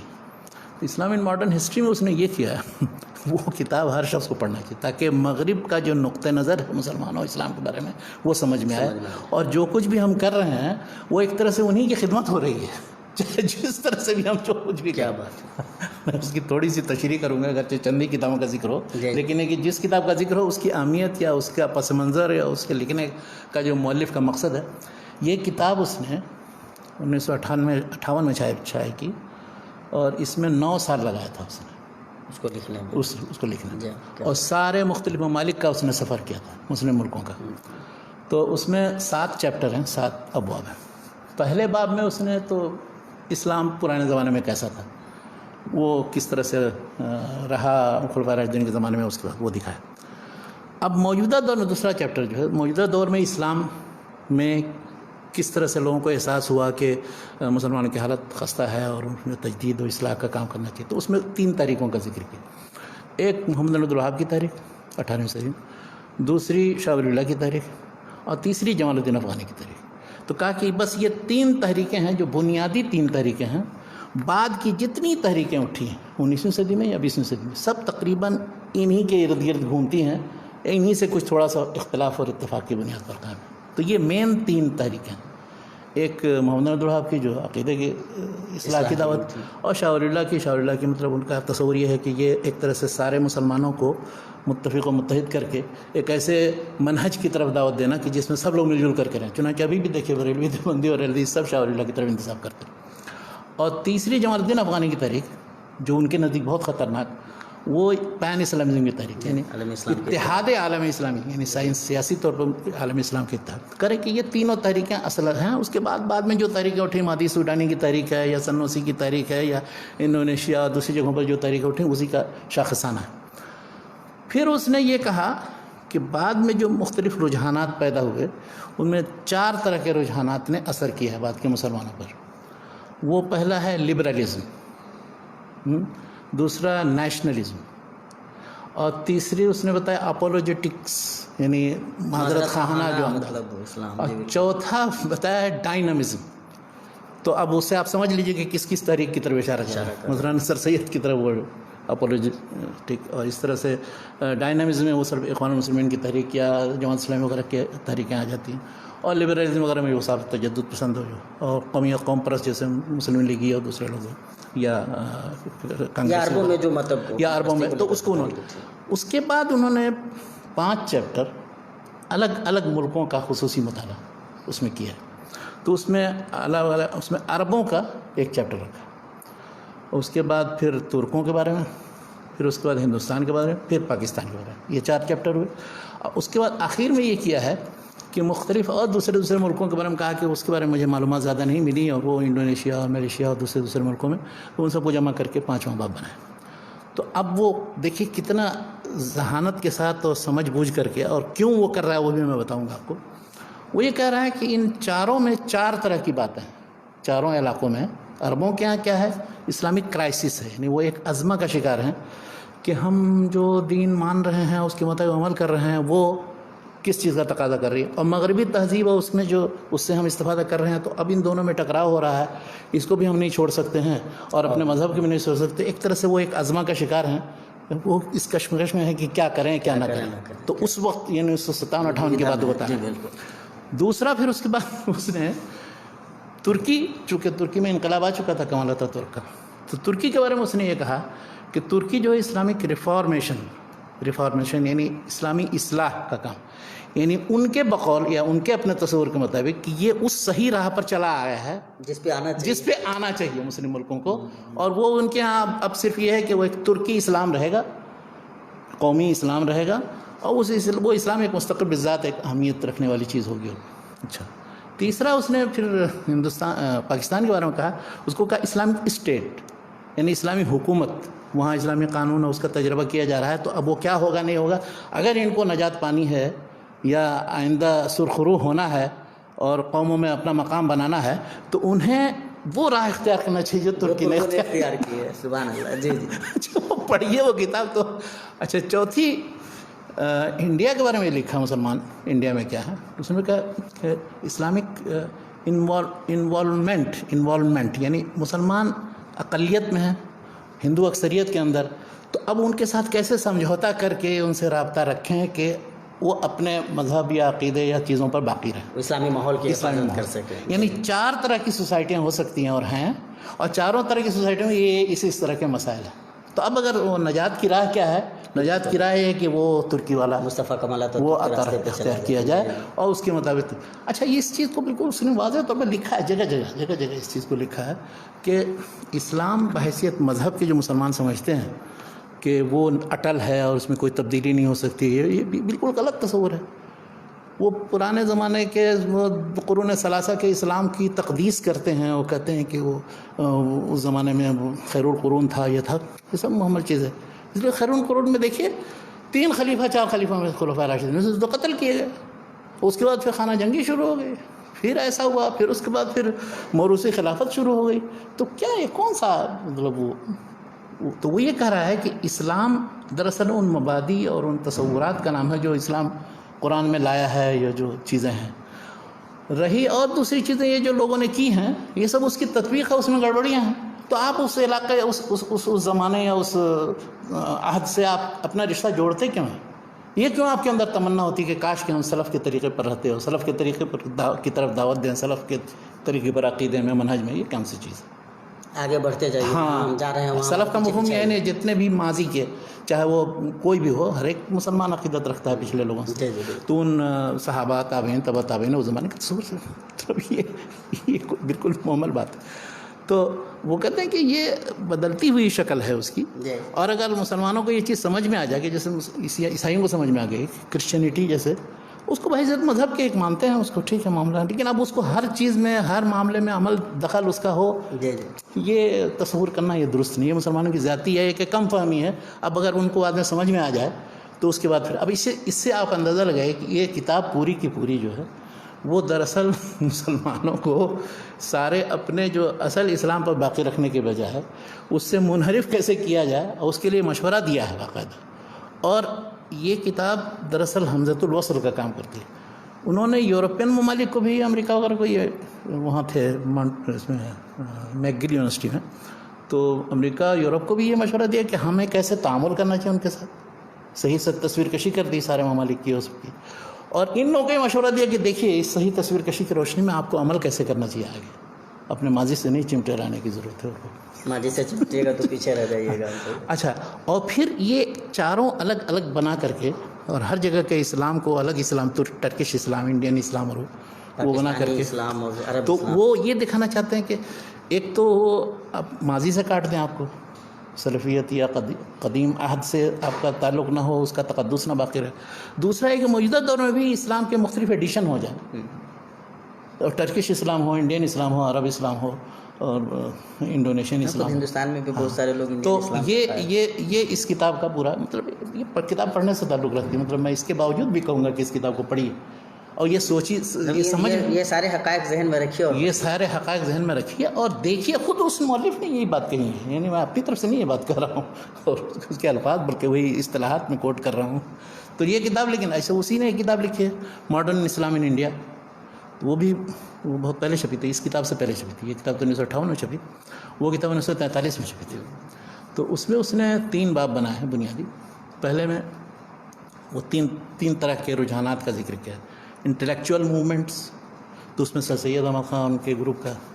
اس کے بعد پھر دکھایا ہے کہ ماضی کی طرف توجہ, تو اس میں امیر علی کا ذکر کیا ہے, ان کے ماننے والوں کا. پھر دکھایا ہے اقبال کا ذکر کیا ہے کہ وہ پروگریسو انداز میں ان کو پیش کیا, پروگریسو. اور پھر اس کے بعد چوتھا بتایا ہے ری ایکشنری, تو رد عمل کے طور پر جو تحریک اٹھے. تو اس میں بھی اقبال کو کہا کہ اقبال دونوں رجحان کے نمائندہ ہیں, پروگریسو بھی ہیں اور ری ایکشنری بھی ہیں, اور پھر دونوں کی مثالیں دی ہیں اور ان کی تفصیلات دی. کے علاوہ ری ایکشنری میں ان کے پھر اس کے بعد جو اس زمانے میں نام ہم لیے ہیں, مثلا غلام احمد پرویز کا اور کس کا اور دوسرے بہت سے لوگوں کا ذکر کیا ہے. نیاز احمد فتح پوری وغیرہ سب کو لگا دیا اسی. یعنی بنیادی یہ انٹلیکچوئل جو موومنٹس ہیں یا رجحانات, یہی دکھائے ہیں اس نے. دوسرے میں پھر پولیٹیکل موومنٹس. پولیٹیکل میں دکھایا کہ ایک تو تھا پین اسلامزم ٹائپ کا, اتحاد اسلامی یا تحریک خلافت جیسے ہوئی, یا اور اس طرح سے جو عالم اسلام کے پیمانے پر عالم اسلام سے انسیت و اتحاد کا رجحان. دوسرا نیشنلزم کا رجحان جو انڈین نیشنل کانگریس نے کیا. تیسرا ہے کہ مسلم قومیت کا رجحان جو پھر مسلم لیگ بنی, اور پھر اس کے بعد اس کا جائزہ لیا. اور تیسرا باب جو ہے اس میں دکھایا ہے کہ کچھ مذہبی قسم کے دوسرے رجحانات کہ مطلب جس کا بہت زیادہ معاشرے پر اثر نہیں. اس میں سب یہ دیوبندی اور ندوہ اور بریلوی اور وہ سب کو شمار کیا کہ مطلب یہ سب مؤثر نہیں ہے. اچھا, اس میں الحدیث اور سلفی کا نام تک نہیں, مطلب اس میں کوئی ذکر نہیں. ان کو کوئی, حالانکہ یہ ہندوستان پاکستان ہر جگہ گیا ہے, گھوما. نہیں تو یہ اس کی لا علمی کا بھی مطلب لا علمی ہے یا ہاں نہیں پتہ ہو سکتا, چلا ہو بڑی شخصیتیں نہیں. آپ بات کر رہے ہیں اگر تحریک شہیدین پہ آپ نے وہ زمانے میں مولانا امرت سری وغیرہ تھے زندہ, اور خاص طور سے تحریک شہیدین کا آپ نے ذکر نہیں کیا, اور اس کے جو اثرات پورے ہندوستان پہ, پورے بر صغیر پہ پڑے ہیں, اور اس سے اگر آپ کی واقفیت نہیں ہو پائی ہے تو کہیں کہیں آپ کی لا علمی کا بھی. تو کہنا یہ ہے کہ اچھا, اسی میں پھر اس کے بعد ایک چیپٹر انہوں نے احمدیہ تحریک کا وہ بھی دکھایا, اور ایک شیعہ کا. تو اس طرح سے وہ مذہبی گروہ اور احمدیہ اور شیعہ, اور اسی پر پھر کتاب ختم کر دی. لیکن یہ کتاب پڑھنے کی کتاب ہے, مطلب یہ نہیں دیکھی جا سکتی, بہرحال آنکھیں کھلی رہیں. ایسی کتابیں بس یہ ہے کہ مطلب پڑھتے جائیے اور بالکل چونکی اور عجیب تاثر رد عمل بھی ہوتا ہے کہ یہ جان بوجھ کر کیا کر رہا ہے, کس طرح سے کدھر لے جا رہا ہے اسلام کی تاریخ کو, مسلمانوں کی تاریخ کو, اور کیا کہنا چاہتا ہے. ان کا مقصد ہی یہی ہوتا ہے اصل میں کہ وہ مغربی ممالک کے جو اصحاب قرار ہوتے ہیں ان کو کیسے رہنمائی کریں کہ یہاں پر ان کے ساتھ ایسے معاملہ کرنا پڑے گا, ان کو اس طرح سے آپ ان کو کر سکتے ہو, آپ اپنے فیور میں کر سکتے ہو. کیا بات ہے. تو یہ تو ان کی کتابیں تھیں. اور شیخ جو اچھا یہ کتاب میں نے ذکر کی, لیکن بعض اس کے مقابلے میں اچھی کتابیں بھی ہیں, جیسے اسلامی تہذیب اور ثقافت کی صحیح تصویر کشی کرنے کے لیے, جیسے میں نے وہ بتایا تھا کہ لیگیسی آف اسلام. دوسرے سے الگ الگ ایک نے لکھی ہے کتاب, ایک مسلمان کی کتاب میں لیتا ہوں, وہ سیکولر شیعہ تھے, سید حسین نصر, ان کا نام آپ نے سنا ہوگا, بہت مشہور شاہ کے زمانے میں تھے. اس کے بعد پھر یہ اصل میں ہارورڈ میں انہوں نے پی ایچ ڈی کیا تھا, اور ان کا تخصص جو ہے سائنس کی تاریخ مسلمانوں کے یہاں کیا رہی ہے, اسی پر وہ کتابیں لکھی ہیں. انہوں نے مقالات بہت سے لکھے ہیں, بہت سے ملکوں میں پروفیسر, وزٹنگ پروفیسر, امریکہ میں تھے بہت دنوں تک, شاہ کے بعد پھر وہ مستقل ادھر ہی رہ گئے. تو ان کی ایک کتاب ہے سائنس اینڈ سویلائزیشن ان اسلام.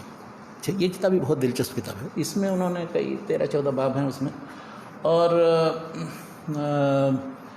اس میں مسلمانوں کے ہاں جو سائنس کی مختلف فیلڈ ہے اس کا ارتقاء کیسے ہوا, کون کون رہے ہیں, اور کس زمانے میں کیا, فزکس, کیمسٹری, بایولوجی, میتھ, فلکیات, طب وغیرہ کے میدان میں. بلکہ طب کا والا چیپٹر بہت اچھا ہے اس کا, یعنی طب میں دکھایا, ہاں طب میں ایک یہ دکھایا انہوں نے کہ مسلمانوں نے پچھلے طب کو, طب یونانی کو کہاں تک کیسے لیا, پھر دوسرا اس میں اضافہ کیسا کیا, اور قدیم وہ کتابیں کون سی ہیں ابن سینا کے زمانے تک. ابن سینا کے زمانے کے بعد پھر کون کون سی وہ کون کون سی ان لوگوں نے اضافہ کیا، اس میں کون کون سے ایسی چیزوں کا اضافہ کیا جو قدیم طب میں نہیں تھی.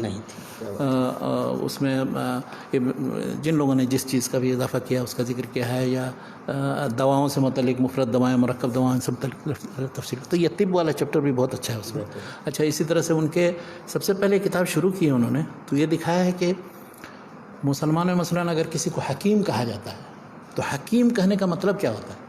حکیم کہنے کا مطلب یہ نہیں کہ صرف فلسفی ہے یا صرف طبیب ہے. اس زمانے میں جو حکیم کہا جاتا تھا تو اس کا مفہوم یہ ہوتا ہے کہ بہت سے علوم و فنون کا جامع ہے. کیا بات ہے. چاہے وہ فلسفیانہ علوم ہوں، چاہے دینی علوم ہوں، چاہے کچھ میتھ ہو، کچھ بھی کسی بھی طرح. وہی شاعر بھی ہوتا ہے، وہی فلسفی بھی ہوتا ہے، وہی طبیب بھی ہوتا ہے، وہی شرعی طور پر علوم و فنون بھی پڑھاتا ہے. جی. تو کہا کہ یہ وجہ یہ کیسے بنا، یہ سلسلہ کیوں ہوا؟ یہ اس لیے کہ مسلمانوں کے یہاں نظریہ تعلیم ہی دوسرا تھا جو مغرب کا نظریہ تعلیم نہیں تھا. جنہوں نے مذہبی کو الگ کر دیا، غیر مذہبی کو الگ. اسلام میں یہ تفریق نہیں تھی، یہ انہوں نے بتایا.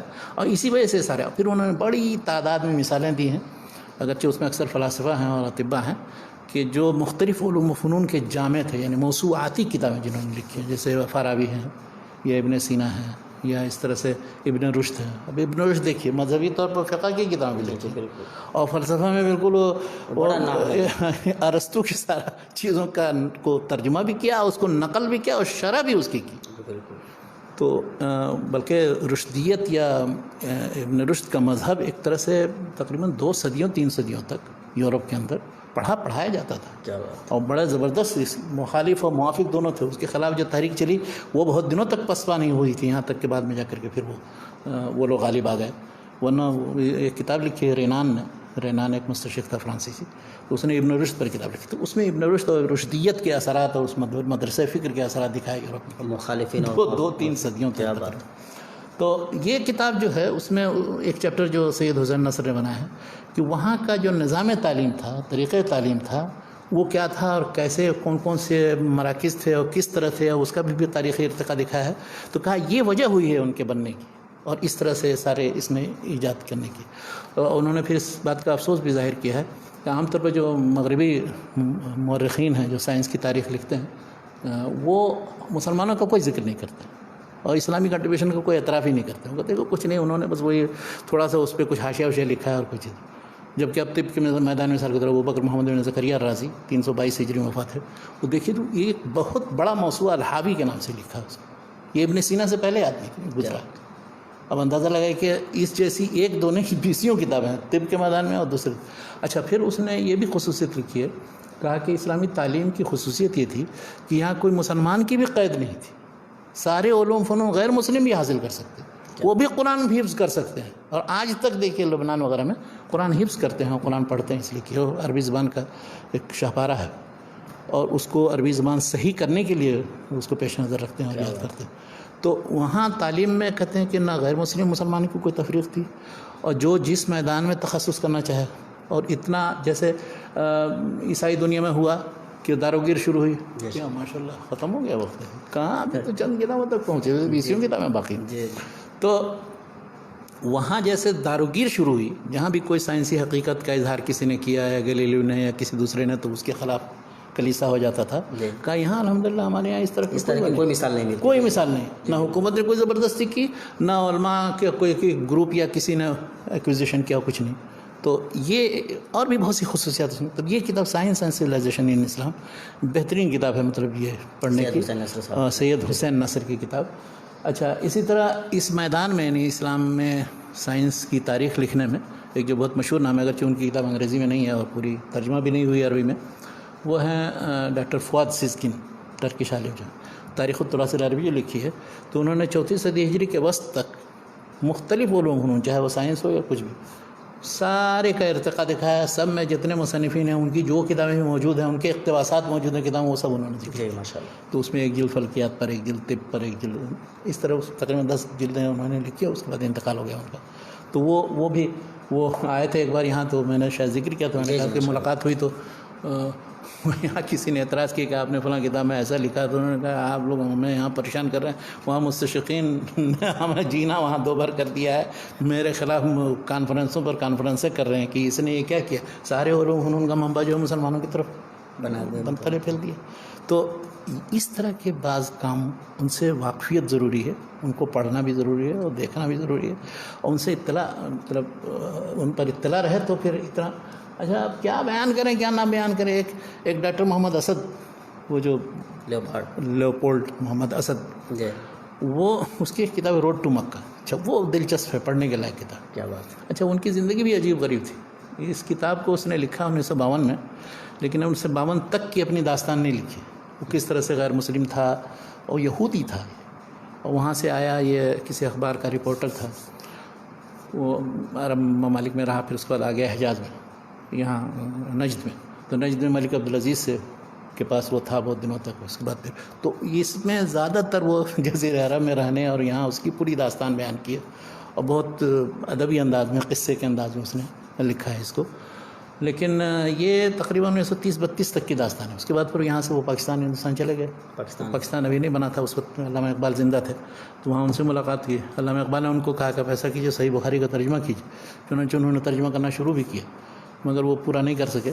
اور ان کے اس آپ بیتی آٹو بایوگرافی کا ایک طرح سے تکملہ کچھ ان کی تحریروں سے اور کچھ ان کی بیوی پاولا جو تھی، پاولا محمد اسد، اس نے لکھا ہے، اور الگ سے بھی چھپی ہے. وہ پاکستان میں کسی نشریات ایک ادارہ ہے، اس نے چھپا ہے. تو ان دونوں کو اگر ملا کے پڑھا جائے تو ان کی پوری زندگی، اچھا ان کی زندگی بھی عجیب غریب ہے. اسلام ایٹ دی کراس روڈ کی نہیں، اسلام ایٹ دا کراس روڈ انہیں کی ہے. ہاں وہ بہت مشہور کتاب ہے ان کی. اور وہ پاکستان کے لیے ایک دم ایک طرح سے بہت مخلص تھے اور جی جان سے مطلب اس میں شرکت کی. اسی کا نتیجہ یہ ہوا کہ جب پاکستان بنا تو اس کے بعد پھر ان کو وزارت خارجہ میں باقاعدہ ان کو رکھا گیا، اور ایک شعبہ بنایا گیا تھا کہ سارے چیزوں کو اسلامی بنانے کے لیے ایک ادارہ بنایا گیا تھا، تو اس میں ذمہ دار تھے. بعد میں پھر وزارت خارجہ میں کے تحت ان کو پھر وہ اقوام متحدہ کی طرف بھیجا، امریکہ میں. تو وہیں جا کر کے جب ملاقات ہوئی لوگوں سے، کہا کہ اپنے پرانے دوستوں سے بھی ملاقات ہوئی، تو ان کو حیرت ہوئی کہ اچھا تو مطلب تم مسلمان ہو گئے، یہ کیسے ہو گیا؟ تو انہوں نے کہا، شروع میں مقدمے میں لکھا ہے، انہوں نے کہا اچھا اصل میں تم سب لوگ دراصل اسی مشکل کا شکار ہو جس میں ہم سب یورپین ہیں، مغربی لوگ. کبھی ہمارا ذہن صاف ہی نہیں ہوا اسلام اور مشرق کے بارے میں، محمد صلی اللہ علیہ وسلم کے بارے میں. اور اس کی وجہ وہ بنیادی وہ صلیبی جنگوں کو قرار دیا کہ صلیبی جنگوں کے نتیجے میں ہمارا مزاج ایسا خراب ہو گیا ہے کہ آج تک کبھی کسی حقیقت کو صحیح طریقے سے دیکھنے کی کوشش ہی نہیں کرتے ہیں. اس کے بعد پھر اپنا وہ ایک حوار ہے ان سے اور اس کے درمیان گفتگو ہو رہی ہے، اس کو نقل کیا، کہا کہ پھر اس کے بعد میرا دوست بھی اس بات سے ایگری کر گیا جو میں نے لکھا ہے. تو یہ کتاب اور اس کا جو تکملہ ہے جو پاولا اسد نے لکھا ہے، ان دونوں کو پڑھا جائے تو. لیکن یہ ہے کہ آخر زندگی میں بیچارے تھوڑا مایوسی کا شکار ہو گئے تھے یا کیا تھا واللہ عالم. اور یورپین لوگوں کا مزاج بھی کچھ عجیب غریب ہوتا ہے. مطلب کسی کتاب کا پلان بنائیں گے، یہ نہیں کہ جلدی سے محنت کر کے اور دن رات، اور اس کے بعد پھر وہ ٹارگیٹ بنایا 6 مہینے کے اندر لکھ دیا. نہیں، 2-1 صفحہ لکھا، آرام سے پھر کہیں گھومنے چلے گئے. ویکینڈ میں ہمارا جو پروگرام وہ رہے گا، اور کہاں وہ یہ طریقہ ہے. انہوں نے قرآن مجید کا ایک ترجمہ بھی کیا، کچھ فٹ نوٹ بھی لکھے ہیں اس پر، تو اس پر بھی لوگوں نے بڑا اعتراض کیا. یہ دراصل بالکل تجدد پسندی سے باہر نہیں ہو سکے تھے، اگرچہ ان پر ٹھپا لگ چکا تھا کہ وہاں بھی ہو گئے ہیں، اس لیے نجد میں رہ کر کے آئے تھے. اور وہاں پر پاکستان میں لوگ ان کو کہتے تھے کہ آپ تو بالکل وہاں بھی اسلام ٹھیٹ، بس قرآن اور حدیث، اس کے علاوہ کچھ نہیں جانتے ہیں. تو بخاری کا ترجمہ کیا ہے جو، اس کے بارے میں اس تکملے والے آبیتی میں لکھا ہے کہ ایک مرتبہ دیکھا کہ دریائے راوی میں سیلاب آیا ہوا ہے، اور وہ سارا جہاں جس جگہ میں رہتا تھا وہاں سے بھی سب اکھڑ پکڑ کر کے سب اسی میں بہہ گیا. تو کسی جگہ بیٹھے ہوئے تو کہہ رہے تھے یہاں سے جو بہت سے اوراق اور کاغذات ہوں گے اس میں میرا ترجمہ بھی اس میں شامل ہوگا. تو وہ بہرحال مطلب آخر عمر میں کبھی موراکو میں طنجہ میں جا کر کے ایک مکان بنایا، پھر وہاں چھوڑ چھاڑ کر پھر کہیں دوسری جگہ چلے گئے. بیچارے آخر میں مایوسی کا شکار رہے، بہت پتہ نہیں کیسے. ان پر ایک کام کیا ہے ہمارے ڈاکٹر محمد ارشد صاحب نے، وہاں ابھی اس وقت ادارے اردو دائرہ معارف اسلامیہ وہاں پنجاب یونیورسٹی کے اندر، تو ابھی اس وقت اردو دائرہ معارف اسلامی کا تکملہ لکھا جا رہا ہے. تو اس کے لیے پلاننگ ہو رہی ہے اور مضمون نگاروں سے کہا گیا ہے آپ بھی لکھیے اس میں اور بھیجیے، مضامین شائع کریں گے انشاءاللہ. وہ تو انہوں نے محمد اسد صاحب پر کام کیا ہے، ان کی فکر پر، ان کے. اچھا ماشاء اللہ، ہاں بہت اچھا کام کیا، اردو میں چھپا ہوا ہے. انہوں نے ایک نسخہ میرے پاس بھیجا تھا. تو تو اور کن کتابوں کا ذکر کیا جائے؟ کتابیں تو بہت ہیں ابھی تو، جن کتابوں کا 12-15 کتابوں کا ذکر ہے، اس طرح کا ذکر کیا تو لامتناہی سلسلہ نہیں، کوئی نہیں، انشاءاللہ وہ سلسلہ آگے بڑھایا جا سکتا ہے انشاءاللہ۔ آئندہ بھی ہم شیخ کو زحمت دیں گے۔ یہ ہمارے ایک بھائی نے گزارش بھی کی کہ اس کا دوسرا سیشن بھی کر دیا جائے، انشاءاللہ ہم دوسرا سیشن بھی کر دیں باقی گے کتابیں جو انشاءاللہ، جو کتابیں رہ گئی ہیں اور جن پہ شیخ گفتگو کرنا چاہ رہے تھے اور جن کا مطالعہ کرنا چاہیے۔ اچھی بات یہ ہے کہ اصل میں کئی احباب بار بار یہ کہتے ہیں کہ جن کتابوں کا ذکر شیخ کرتے ہیں ان کو آپ ڈسکرپشن میں یا کمنٹ میں ڈال دیں، تو اصل یہ مطلب کیا کہتے ہیں اتنا آسان نہیں ہے۔ میں آپ کو یہ بتانا چاہ رہا ہوں کہ پوری گفتگو سنیے اور تب فائدہ آپ اٹھا سکیں، ورنہ تو کتابوں کی لسٹ تو آپ کو پکڑا دی جا سکتی ہے، وہ کتابوں کی لسٹ پکڑنے سے نہیں صرف فائدہ ہوگا۔ جی بالکل، جزاک اللہ خیرا شیخنا۔ اس سے کیا ہوگا نا کہ ہم جب گفتگو کرتے ہیں تو کتابوں میں کیا ہے نا، اس میں کیا مثبت ہے اور کیا منفی ہے، کن چیزوں کو آپ کو قبول کرنے کے ذہن سے پڑھنا ہے اور کن چیزوں کے بارے میں آپ کا جو ذہن ہے وہ کھلا رہے، نگاہ کھلی رہے اور آپ تنقیدی جائزہ بھی لیں۔ بہت ساری چیزیں اس لیے بتائی جاتی ہیں کتابوں کی طرف، اس لیے اشارے کیے جاتے ہیں کہ جانا جائے کہ دنیا، دوسری دنیا ہماری دنیا کو دیکھنے کی کس طرح سے کوشش کرتی ہے یا کس طرح دیکھ رہی ہے، اس سے ان کا نقطہ نظر کیا ہے وہ سمجھ میں آتا ہے۔ تو ساری کتابوں کے ریکمنڈیشن کا مطلب صرف یہ نہیں ہے کہ بس آپ پڑھ لیں اور اس نظریے سے کہ جو کچھ ہے قبول کر لیا جائے۔ اچھا، پھر اس سلسلے میں ذرا ایک بات میں اور کہہ دوں کہ مستشقین کے یہ تو بہت سی اسٹڈیز و دراسات ہیں کافی، انہوں نے ایک بہت بڑا کام یہ بھی کیا ہے کہ بہت سے مخطوطات ہمارے عربی فارسی وغیرہ کے وہ ایڈٹ کیے ہیں، شائع کیے، تو وہ ایک بہت بڑا کام ہے، ذخیرہ ہے۔ کسی نے جغرافیائی کتابوں کا، کسی نے فلکیات کی، کسی نے اور دوسرے مذہبی کتابوں کا بھی، لٹریچر کی، تو یہ نہیں ہے کہ ان سے استفادہ کرنا چاہیے۔ ان میں بعض جو کمزور قسم کے لوگ ہیں انہوں نے کچھ گڑبڑ بھی کی ہے، صحیح پڑھ نہیں سکیں، لیکن جو ان میں مخلص قسم کے تھے انہوں نے بہت بڑا کام، جن کو علم سے محبت تھی اور جو بالکل حتیٰ کہ اسٹڈیز میں بھی بعض ایسے ہیں، آپ جیسے حدیث کی مخالفت میں آپ گولڈ زیئر اور شافٹ کا نام لیتے ہیں، حدیث کے دفاع میں بھی ایک دو آدمی ہیں، کیا بات، بلکہ حدیث کے پورے مجموعے کا ترجمہ کیا ہے۔ ایک رابسن ایک مستشرق تھا، اس نے پوری مشکات المصابیح کا ترجمہ کیا۔ کیا بات ہے، ماشاء اللہ۔ اور ساری جتنی حدیث کی کتابیں ان کی ٹرانسمیشن، یعنی اس کی روایت کیسے ہوئی اب تک پہنچی ہے، اس پر مقالات اس نے اسلامی کلچر کے مختلف شعبوں میں لکھے۔ تو اب ایسا بھی ہے، یہ نہیں ہے کہ ایک ہی طرح کے ساتھ، ایک نے مثلاً عربک پوئٹری اس کو دکھایا کہ یہ بالکل بعد کی ایجاد ہے، جاہلی دور کی نہیں ہے، وہ ہے مارگولیس جس نے اوریجن آف عربک پوئٹری لکھی، لیکن اسی کے مقابلے میں دوسرا ہے، اور جہاں سے وہ کیا کہتے ہیں یہ طاؤ حسین صاحب نے ہاں جہاں سے لیا تھا تیار کر لیا، لیکن اسی کے مقابلے میں جو ثابت کرتے ہیں، جیسے چارلز لائل نے معلقات مفضلیات کے مقدمے میں، اسی طرح سے دیوان لبید ایک شخص نے شائع کیا، تو اس کے مقدمے میں وہ دکھایا اس میں کہ یہ اس کا ثبوت ہے، اور جاہلی دور میں لکھنے کا پتہ چلتا ہے، تو کیسے ان چیزوں کو غیر مستند آپ رد کر سکتے تو اب دیکھیے دونوں رجحان ہیں، یہ بھی نہیں ہے کہ صرف ایک ہی رجحان وہاں ان کے ہیں، بہت سے ان میں جو علم کے جویا ہیں وہ اپنا ہر چیز انصاف پسند ہے، وہ سچائی کے ساتھ چیزوں کو قبول بھی کرتے ہیں۔ تو اصل میں کہنے کا مطلب یہ ہے کہ ہمارے جو اخوان بار بار یہ مطالبہ کرتے ہیں، اور بعض ہمارے احباب ماشاءاللہ وہ اپنے طور پہ یہ کر بھی دیتے ہیں، جو کرتے ہیں ہم ان کے شکر گزار ہیں، اللہ تعالیٰ ان کو بہتر بتا دے، لیکن ہمارا جو اندیہ ہے وہ یہ ہے کہ ہم جو گفتگو شیخ سے کر رہے ہیں اور شیخ جو تفصیلات ہمارے سامنے رکھتے ہیں، ان تفصیلات سے ہمیں یہ پتہ چلتا ہے کہ کتاب میں کیا ہے۔ تو صرف کتاب کی لسٹ تیار کر دینا یہ مطلب اتنا زیادہ کارگر نہیں ہوگا، اور اس کو ذہن میں رکھنا ضروری ہے۔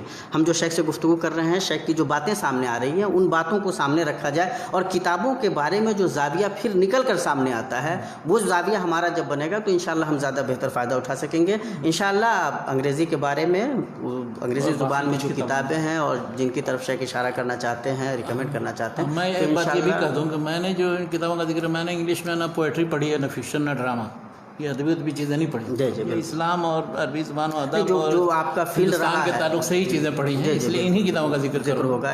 ظاہر ہے کہ بعد اگر ان کے بارے میں پڑھنا ہو کہ کون سی ناولیں پڑھی جائیں اور کون سی ہو، تو خواجہ غلام السیدین، تو ان کا ایک مضمون جو اس میں موجود ہے، مشاہیر علیہ کے موسم کی اس میں پڑھا، وہ سارے ناولوں کا ذکر کیا انہوں نے، اور ان کا بھی اپنا ایک خاص زاویہ تھا، جس زاویے سے وہ چیزوں کو دیکھتے تھے، وہ مطلب ایک آفاقیت جو تصور ہے ان کا اپنا، اس زاویے سے جن چیزوں کو وہ سمجھ رہے تھے اس کا انہوں نے ذکر کیا ہے۔ ظاہر ہے کہ نظریات آدمی کے مختلف ہوتے ہیں، تو جو آدمی کے سوچنے کا زاویہ ہے اور ریکمنڈیشنز جو ہے نا، جو اقتراحات ہوتے ہیں وہ تجویزیں بدل جاتی ہیں۔ تو وہ غلام السیدین صاحب کی میں نے وہ پوری چیز پڑھی ہے، تو چونکہ ان کا ایک خاص زاویہ ہے دنیا کو دیکھنے کا، اور وہ یہ چاہ رہے ہیں کہ دوسرے لوگ بھی اس زاویے سے، جن لوگوں نے بھی اس زاویے سے دنیا کو دیکھا ہے تو وہ ریکمینڈ کرتے ہیں۔ اچھا، میں یہ بھی بتاؤں کہ مطلب میں نے تو صرف انگریزی میں پڑھا ہے جو کچھ بھی پڑھا ہے، لیکن افسوس یہ ہوتا ہے کہ کاش کہ ہم جرمن بھی جانتے ہیں، فرینچ بھی جانتے، تو جرمن اور فرینچ میں جو بڑے بڑے مستشرقین کی تحقیقات اور مختلف مقالات اور کتابیں ہیں وہ بھی، لیکن افسوس کہ نہیں ہم پڑھ سکتے، الا کہ وہ ترجمہ ہو کر کے ہیں.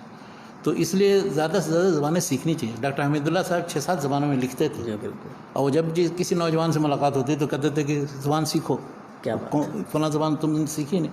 ابھی بھی یورپ کے اندر آپ جائیے پڑھنے کے لیے تو بعض شعبے ایسے ہیں کہ اس میں 2-3 زبانوں کو سیکھنا ضروری ہے، اس کے بعد آپ کوئی پی ایچ ڈی کر سکتے ہیں، اسٹڈی کر سکتے ہیں. بالکل صحیح. مدینہ منورہ میں ہمارے ایک فاضل استاد موجود ہیں ڈاکٹر فا عبدالرحیم، وہ بھی انڈین ہی ہیں. بالکل. تو انہوں نے تقریباً 12 یا 13 زبانیں سیکھ رکھی، 12-13. اس میں عبرانی زبان بھی ان کو آتی ہے، فرینچ بھی آتی ہے، انگلش بھی آتی ہے، اور بہت سی زبانیں، ہندوستان کی جتنی زبانیں ہیں وہ سب آتی ہیں. تو زبانیں سیکھیں نوجوان، خاص طور پر جو اس میں ہیں، جو دیکھ رہے ہوں پروگرام، اور جو علماء ٹائپ کے ہیں یا مدارس کے فارغین، ان کو بھی کوشش کرنی چاہیے کہ کم سے کم کوئی زبان سیکھ لیں تو ان چیزوں سے استفادہ کر سکتے ہیں. پھر اس کے بعد وہ جتنا آستین چڑھا کر کے بعض مسائل سمندری گفتگو بحث کرتے ہیں، اس سے زیادہ آستین چڑھا کر ان غیر مسلموں کا سامنا کر کے انشاءاللہ. کیا بات. علامہ شبلی نے یہی رخ اختیار کیا تھا. شروع میں تو لکھی اسقاط المعتدی، آمین یا زور سے قرات خلف الامام بالکل ہی نہیں کرنا ہے. تو یہ مولانا عبدالحی لکھنوی پر رد کیا تھا، وہ بھی حنفی تھے. بالکل. تو بعد میں پھر اس کے بعد دیکھیے انہوں نے دوسری کتابیں لکھی جب ان کو سمجھ میں آیا کہ یہ اصل جو ہے دشمنان اسلام کی طرف سے جو اعتراضات ہیں ان کا جواب دینے کی ضرورت ہے، نہیں کہ ان مسائل میں پڑھ کر کے پوری زندگی گزارا. نہیں، پھر بعد میں سر سید کی تربیت میں آ گئے تھے تو کچھ تو فرق پڑنا بھی تھا.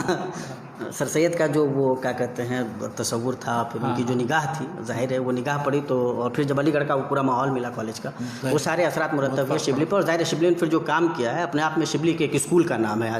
آج آپ مطلب کیا کہتے ہیں اردو زبان میں، زبان کی حیثیت سے بھی، اور اردو زبان میں جو ادب اور علم و تاریخ کو جو انہوں نے رخ دیا، تو ظاہر شبلی سے کسی بھی انداز میں آدمی روگردانی نہیں کر سکتا، نظر انداز نہیں کیا جا سکتا ان کو.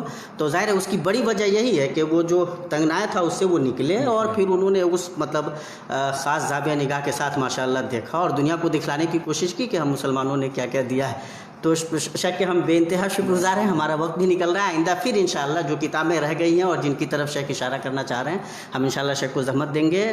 آپ تمام کے شکریہ کے ساتھ ہم اللہ تعالیٰ سے دعا کرتے ہیں کہ اللہ تعالیٰ شیخ کو بہتر بدنوں سے نوازے، آپ کا سایہ تادیر ہم پر قائم رکھے صحت و عافیت کے ساتھ، اور ہمیں استفادہ کرنے کی توفیق دے. آپ سے گزارش کریں گے کہ آپ اس سلسلے کو اپنے تک محدود نہ رکھیں، زیادہ سے زیادہ شیئر کریں، لوگوں تک پہنچائیں. استفادے کی یہ راہ انشاءاللہ زیادہ ہموار ہو، آسان ہو، وسیع ہو، لوگوں تک پہنچے، امت و ملت کا بھلا ہو. والسلام علیکم ورحمۃ اللہ وبرکاتہ.